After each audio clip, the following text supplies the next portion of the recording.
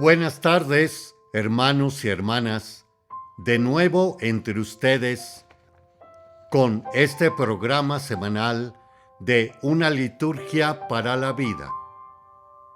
Les acompaña en estos momentos el Padre Víctor Anguiano de la Diócesis de San Cristóbal de las Casas, Chiapas, México.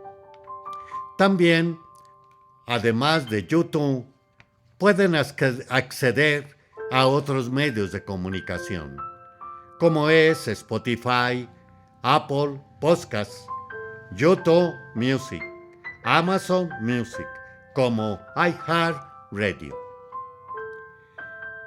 Domingo 19. Es bueno una pregunta bastante capciosa que algunas de las ocasiones he comentado con los padres de familia. Y es, ¿qué es la herencia mejor que se le puede dejar a un hijo, a una hija? Y hay diferentes opiniones. Una de ellas, más clásica, pues viene siendo dejarles una profesión. Otros, escasamente, viene siendo tanto una cuenta bancaria, unos bonos, y otros también dejarles un inmueble, una casa, un terreno, un plantío. Pero me uno a una expresión también que daba un sacerdote, que viene siendo no. Lo mejor que puede ser es Jesús, la fe en Cristo el Señor, que tanto nos habla precisamente la segunda lectura. La fe. Y la fe viene siendo segunda lectura, que nos pone varios personajes. Ante todo, el principal, Abraham y Sara, que son, ante todo, Abraham, el padre en la fe. Y una de las características que nos está dando ahora es ¿qué esperaban ellos? Pues una descendencia, pero estaban estériles. Y en años, por otro lado, Abraham. Sin embargo, permanecieron fieles a esa fe y se realizó el hijo, Isaac. Aunque también nos pone que a pesar de ser el hijo, en ansiedad y esterilidad por otro lado, lo sacrifica, o le pide al Señor que lo sacrifique. ¿Y qué es lo que aquí está de fondo? La resurrección del único hijo. Y la está parafraseando aquí a futuro, el único hijo, nuestro Señor Jesucristo, que va a resucitar para la vida eterna. No solo hay que entender la muerte, una revivificación, como la fue de Lázaro, volver a la vida, pero de nuevo regresó a la muerte. Pero aquí, más que la resurrección, es, como acabo de comentar, la resurrección eterna o la vida eterna, la gloria eterna, que precisamente nos la está diciendo en el Evangelio, y hablábamos anteriormente los domingos acerca de los paganos, o también de Pablo, que precisamente les habla a sus paisanos. La palabra era para ustedes, pero como la rechazan, nos vamos a otros. O también lo que oímos escasamente los domingos pasados. Cuando lleguen a un lugar, digan la paz esté con ustedes. Y si hubiese alguien de la paz descenderá. Si no, no descenderá. Y si no lo reciban, díganles: hasta el polvo de esta tierra de ustedes nos lo llevamos en señal de protesta. Y díganles: aunque ustedes no están en el proceso de salvación, de conversión, hay otros que sí están construyendo el reino. ¿Qué aquí nos está diciendo precisamente? El siervo, que conociendo la voluntad de su amo, no haya preparado ni hecho lo que debía, recibirá muchos azotes. Pero el que sin conocerla, los paganos, los esclavos, los libertos, los perros, los incircuncisos, póngale el nombre que quieran, pero el que sin conocer la voluntad de su amo y haya hecho algo digno de castigo, recibirá pocos. Ahora, lo que comentaba anteriormente, de que ¿cuál es la mayor herencia que se puede dar a un hijo o hija? Lo dice al principio. Le dice: vendan sus bienes y den en limosnas. Consígase unas bolsas que no destruyen y acumulen en el cielo un tesoro donde no se acaba, allá donde no llega el ladrón ni carcome la polilla. Lo trascendente, lo de otra vida, lo de la vida eterna.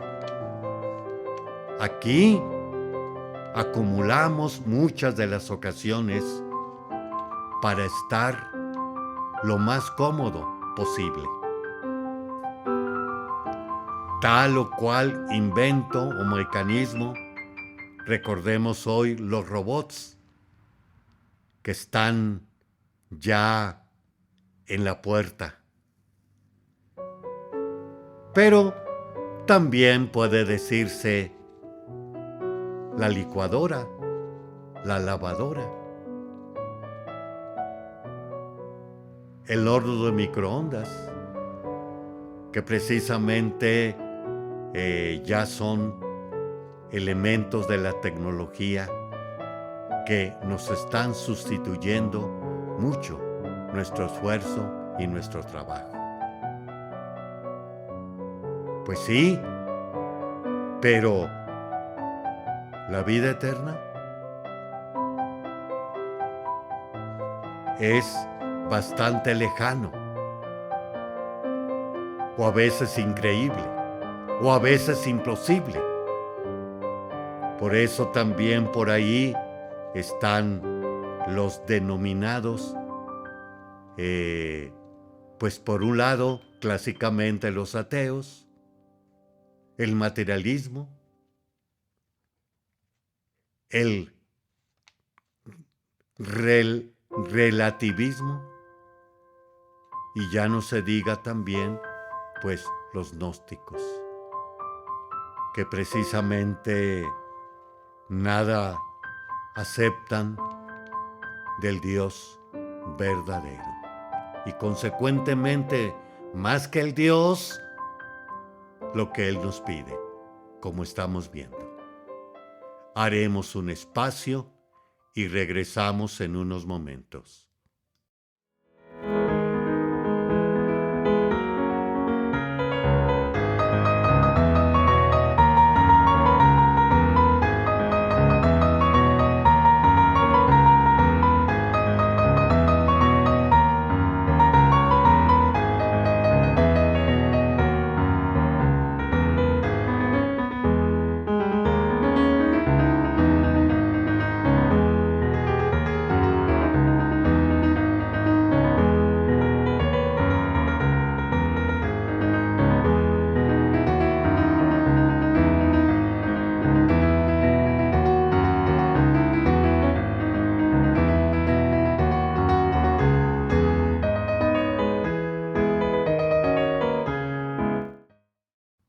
Continuamos con esta segunda parte de una liturgia para la vida. Hemos estado comentando primero acerca de esta palabra de Lucas en este domingo. Está bastante socorrida o puesta en el ritual de exequias, donde precisamente en las exequias o de cuerpo presente se habla precisamente de el alma que parte de entre nosotros, cómo absorbió sus responsabilidades y puso su esperanza o su fe en Dios. ¿Qué podemos más decir? También nos habla el Evangelio de que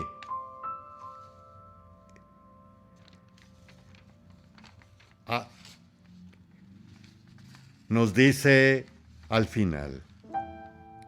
Entonces Pedro le preguntó: ¿dices esta parábola para nosotros o para todos? El Señor le respondió: supongan que un administrador, puesto por su amo al frente de la servidumbre, con el encargo de repartirles a tiempo los alimentos, se porta con fidelidad y prudencia. Dichoso este siervo si su amo a su llegada lo encuentra cumpliendo con su deber. Yo les aseguro que lo pondrá al frente de todo lo que tiene. Pero si el siervo piensa: mi amo tardará, y empieza a maltratar a los criados y criadas, a comer y a beber y a embriagarse, el día menor pensado, a la hora menos pensada, lo castigará y le hará correr suerte con todos los desleales. Y aquí también continuamos específicamente al final. Al que mucho se le da, se le exigirá mucho. Y al que mucho se le confía, se le exigirá mucho más.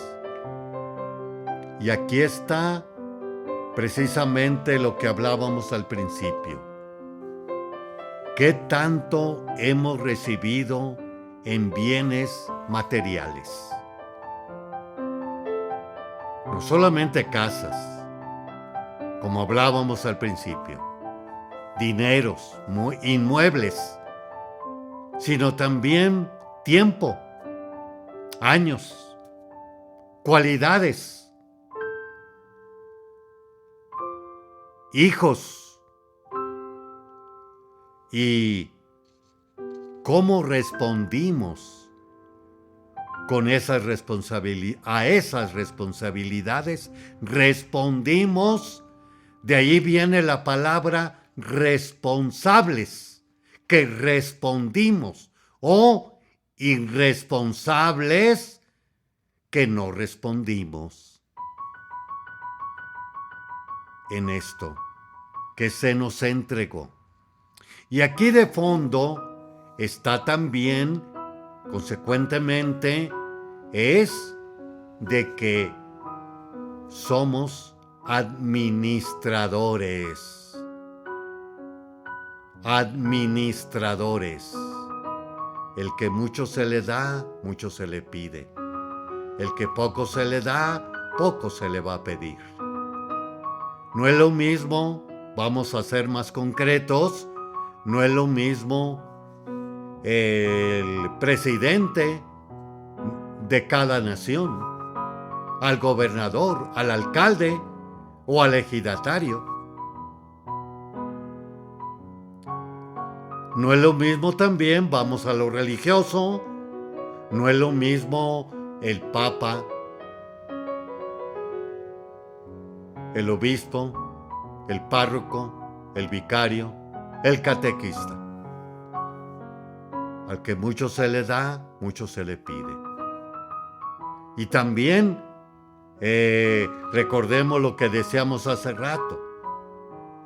Al que, conociendo la voluntad de su amo, no haya preparado ni hecho lo que debía de hacer, a diferencia de los que, sin conocerla, y hay que ver nosotros los católicos, cristianos católicos, hemos recibido los sacramentos,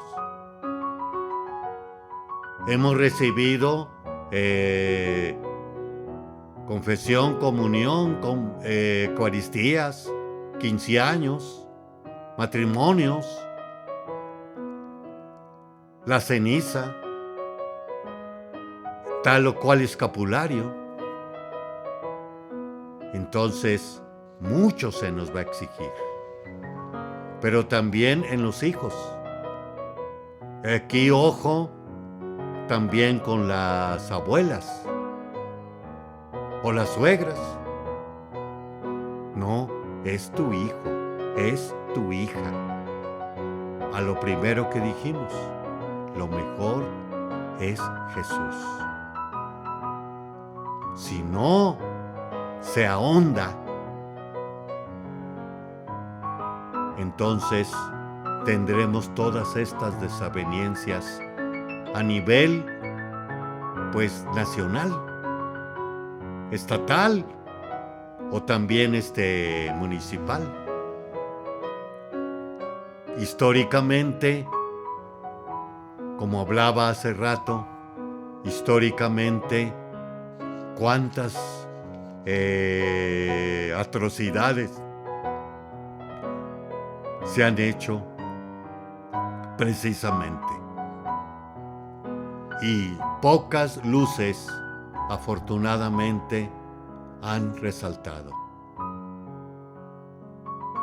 Me admira un ejemplo, puede haber algo también similares, como el de un amigo mío que después, ex seminarista, después de hacer un buen negocio en un vivero y él haberse, pues, aprovechado, beneficiado, mejor dicho, con una casa, otro terreno más, poder a sus hijos darles de nuevo la carrera, los hizo comprar un terreno y se llevaron allá todas las plantas y ellos siguieran promoviendo el vivero y los dejó para que ellos también se beneficiaran. un caso, pero podemos ver más en el caminar de nuestra historia y de nuestra actualidad. ¿Por qué? Por la fe, por los valores, por lo de Jesús. Y también lo clásico que muchas veces también me encuentro es varios problemas que nos vienen a consultar. Recuerden la semana pasada lo que se hablaba, la esencia del sacerdote. Pero aún tenemos que aportar algo a ello. Y siempre les comento a estos y a estas que vienen: ¿llegas a misa? ¿Estás embebecido en la palabra? ¿En lo futuro? Y precisamente, pues por lo pronto las misas no se asiste y no son consecuentemente ahondados, como nos habla hoy la segunda lectura, en la fe. Haremos otro espacio y regresamos en unos momentos. Le esperamos.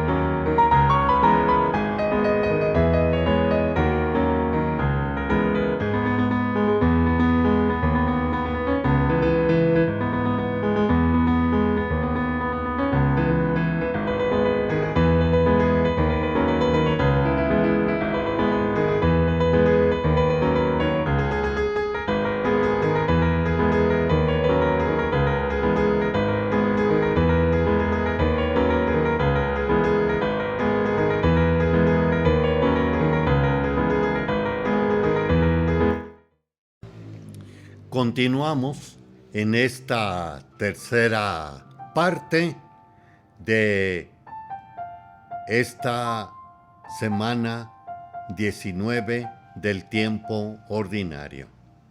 Ahora vamos a ver la liturgia en el Catecismo de la Iglesia Católica.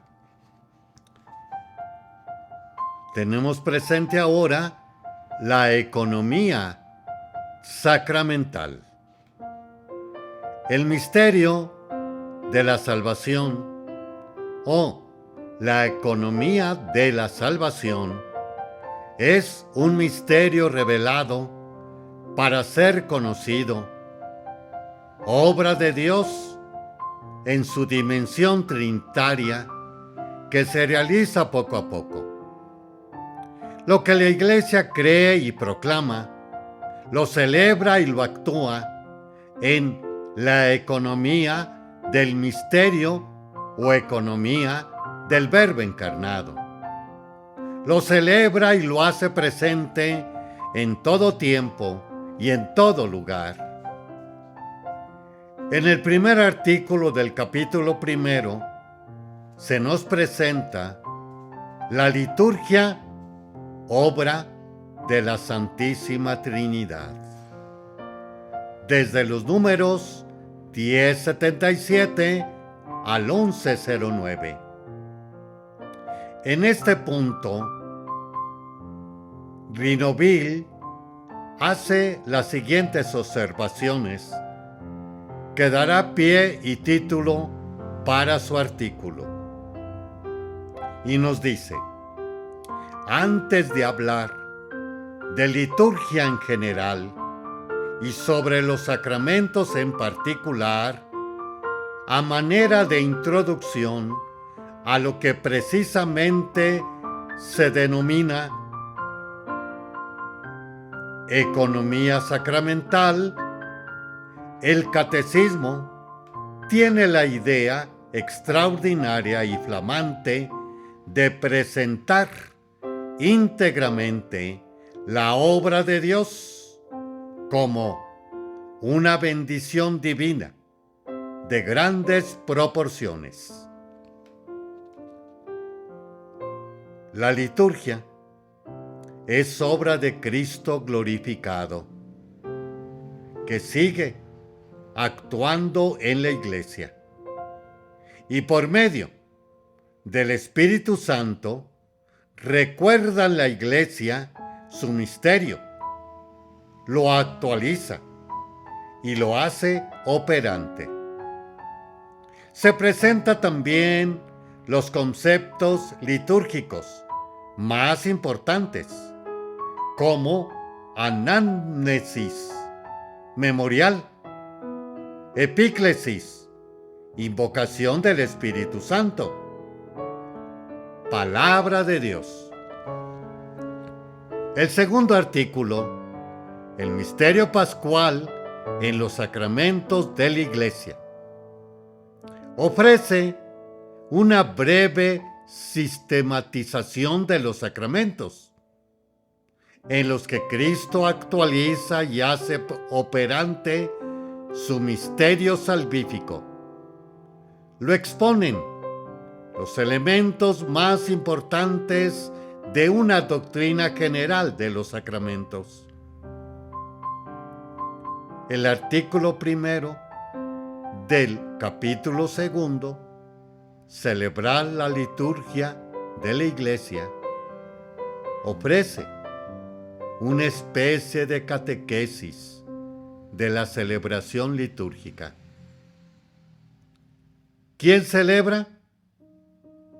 La conjunción armónica de la liturgia celeste y terrestre, la liturgia de la Iglesia, la celebra el Cristo total. Esto nos remite a Cristo y a su cuerpo, que es la Iglesia, y que incluye la Iglesia celeste y la Iglesia peregrina, aún en la tierra.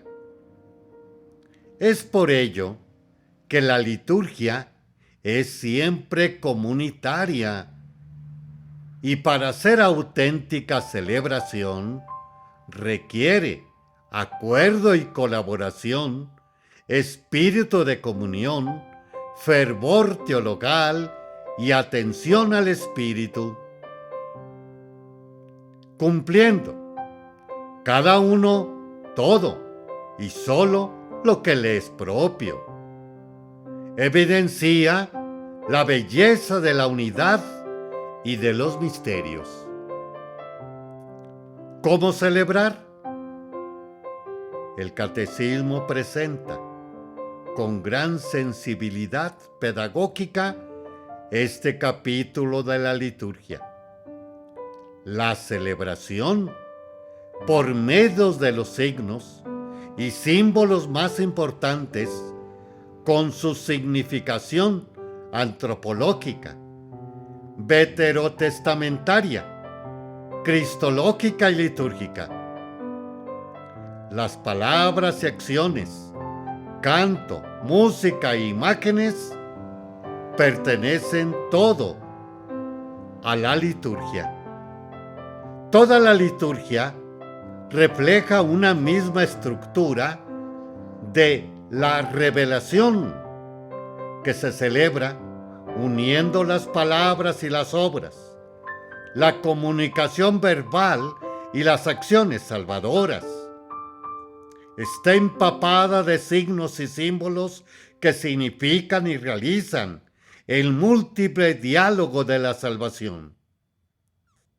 Acciones y gestos que alcanzan a la persona humana y su integridad, carne, historia y cultura. Signos divinos y humanos, signos de la naturaleza y de la gracia, signos de un obrar de Dios hacia nosotros, de nuestra respuesta a Él en la visibilidad de la comunión eclesial.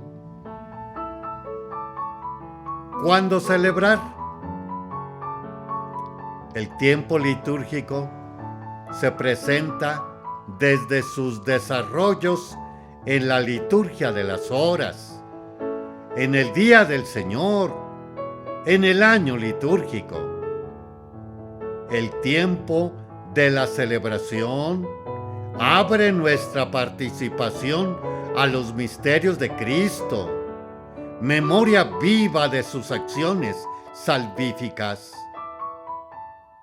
Todo se ha hecho presente en el hoy de su existencia gloriosa, que se une a nosotros a través de la variedad de los tiempos, de las fiestas, de la palabra anunciada, de la celebración repetida en el tiempo de un año. El tiempo es el lugar de la presencia, del encuentro de la salvación. La Pascua anual, considerada en su plenitud, a partir de los días santos de la Iglesia, que llama Trido Pascual, se desarrolla toda la celebración del misterio del Señor. Es la Pascua del Señor, la que da valor a todo, porque todo en Cristo resucitado está contenido y recapitulado. El Catecismo hace una breve referencia a la liturgia de las horas, oración comunitaria de la Iglesia. No obstante, su brevedad reviste especial importancia.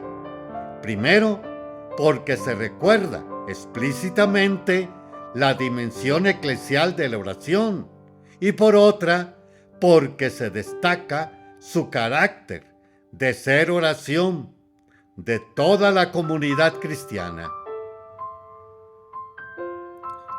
Haremos un espacio más y regresamos en unos momentos.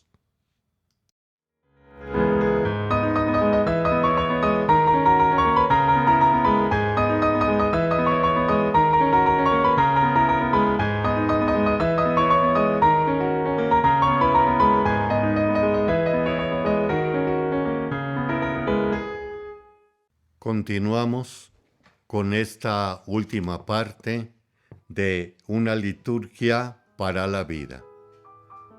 Ahora vamos a repasar algunos santos y santas de esta semana. 10 de agosto. San Lorenzo, diácono y mártir. Años 258. Fiesta. Es un diácono de Hispania, llamado por el Papa a Roma, y es conocido por su enorme generosidad para con los pobres.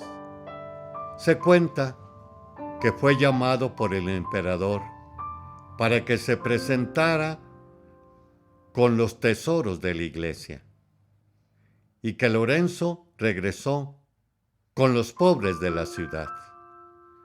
Fue arrestado y condenado a muerte 4 días después del martirio de Sixto II y sus compañeros. La ejecución fue en brasas, a diferencia de la costumbre romana de ese tiempo, en que las ejecuciones eran por decapitación. Años después, el emperador Constantino ordenó que se edificara una basílica sobre su tumba, que es una de las 7 iglesias mayores de Roma. Fue uno de los santos más venerados en Roma y en España, y se le nombra en el canon de la misa. Lorenzo cumplió fielmente su misión como diácono, de la que nos habla el Catecismo en el número 1596. Los diáconos son ministros ordenados. La ordenación les confiere funciones importantes de la palabra, del culto divino, el gobierno pastoral y el servicio de la caridad. 11 de agosto. Santa Clara Virgen. Años 1193, 1253. Joven de una familia aristocrática de Asís, había visitado varias veces a Francisco y se había decidido seguir a Cristo de la misma manera que él. Ante la oposición de sus padres, se escapó de la casa y fue a la capilla donde se encontraba Francisco para que éste la recibiera con sus votos, y entró en un convento benedictino. Más tarde se le unieron su hermana, otras mujeres y su propia madre, y así comenzaron las franciscanas de clausura, que ahora se conocen como clarisas. Se dedicaron totalmente a la oración. Francisco les proporcionó una casa junto a la iglesia de San Damiano y nombró a Clara abadesa, cargo que ocupó durante 40 años, aunque los últimos 29 estuvo constantemente enferma. Las religiosas vivían en una gran austeridad y pobreza, pero también con una gran alegría. Clara había obtenido del Papa el privilegio de no tener privilegios. Vivió lo que nos dice el catecismo: el reino pertenece a los pobres y a los pequeños, es decir, a los que lo acogen con un corazón humilde. 12 de agosto, Santa Juana Francisca de Chantal, religiosa. Años 1572-1641. Francesa, de una familia de políticos, se casó con el barón de Chantal, con quien tuvo un matrimonio feliz y 4 hijos. El varón murió en un accidente cuando Juana solo tenía 28 años. Juana hizo entonces un voto de castidad y buscó un director espiritual. En una visita a su padre, conoció a San Francisco de Sales y se puso bajo su guía espiritual. Cuando estuvo segura de sus hijos ya estaban encaminados en la vida y el bien cuidados, fundó la Congregación de la Visitación junto con Francisco de Sales. Su objetivo era recibir a jóvenes y niñas e incluso a viudas que expresaran un deseo de mantener la voluntad unida a la de Dios. La congregación creció rápidamente y para cuando murió Juana Francisca ya tenía 86 años.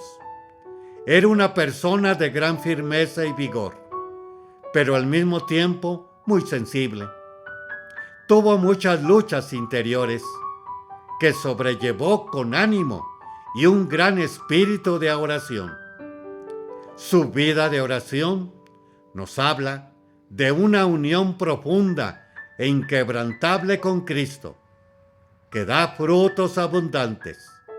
Sin la unión con la vid, no se puede hacer nada, como nos enseña el Catecismo en el 859. Aquellos a quienes Jesús envía no pueden hacer nada sin Él. De quien reciben el encargo de la misión y el poder para cumplirla. 13 de agosto, San Ponciano, Papa, e Hipólito, presbíteros. Año 235. Exiliados de Roma por el emperador Maximino fueron condenados a trabajos forzados en las canteras. Hipólito era un hombre de mucha edad y un teólogo muy importante de la primitiva iglesia. Se había enfrentado al Papa Calixto, así como a varios obispos, por distintas opiniones sobre la reconciliación, porque erróneamente creía que la apostasía en medio de la persecución no podía ser perdonada y los apóstatas no podrían ser remitidos en la iglesia si se arrepentían. En su terquedad se convirtió en el primer antipapa, pero se arrepintió, se reconcilió y se mantuvo fiel a la iglesia hasta el fin de sus días. Ponciano, que había defendido la enseñanza ortodoxa frente a mucha oposición, había sido nombrado papa en el 230. Renunció al pontificado mientras estaba en las canteras. Ambos son ejemplos de la solidaridad en la vida y en la muerte y de compromiso con la unidad de la iglesia, ya que nos habla el catecismo. La iglesia debe orar y trabajar siempre para mantener, reforzar y perfeccionar la unidad que Cristo pide de ella. 15 de agosto, la Asunción de la Bienaventurada Virgen María, solemnidad. Desde el siglo VII se celebra la fiesta con el nombre de la Dormición de María, y aún hoy este título es el que se emplea en la Iglesia en el rito oriental. En el siglo VIII, Occidente empezó a llamar Asunción. Esta es una tradición ininterrumpida de la Iglesia, probablemente desde el Concilio de Éfeso en el 431, aunque solemnemente se proclamó el dogma en el año 1950. El catecismo habla sobre el significado y la realidad de esta fiesta diciéndonos: la Asunción de la Santísima Virgen María constituye una participación singular en la resurrección de su Hijo y una anticipación de la resurrección de los demás cristianos. Número 966. Gracias, hermanos y hermanas, por estar con ustedes en esta ocasión nuevamente. Que la sabiduría de Dios nos enseña a discernir los bienes materiales para que no nos impidan llegar a luz del cielo. Y María Santísima, el trono de la sabiduría, nos acompañe y aclare este discernimiento. Buenas tardes, buenos días para todos.